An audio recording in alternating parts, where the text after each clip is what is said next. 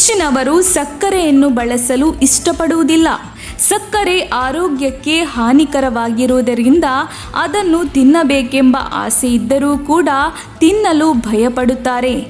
ಅಂಥವರು ಸಕ್ಕರೆಯ ಬದಲು ಈ ಪದಾರ್ಥಗಳನ್ನು ಎಲ್ಲೆಲ್ಲಿ ಬಳಸಬಹುದೋ ಅಲ್ಲಿ ಉಪಯೋಗಿಸಿ.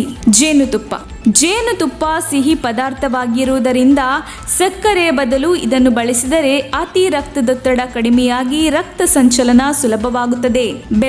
ಸಕ್ಕರೆಯ ಬದಲು ಬೆಲ್ಲ ಬಳಸುವುದರಿಂದ ಅಜೀರ್ಣ ಮತ್ತು ಮಲಬದ್ಧತೆ ಸಮಸ್ಯೆಯನ್ನು ನಿವಾರಿಸಬಹುದು. ಖರ್ಜೂರ ಇದು ದೇಹಕ್ಕೆ ಬೇಕಾದ ಖನಿಜಗಳು ಮತ್ತು ಕಬ್ಬಿಣದ ಅಂಶಗಳನ್ನು ಒದಗಿಸುವಲ್ಲಿ ಸಹಕಾರಿಯಾಗಿದೆ.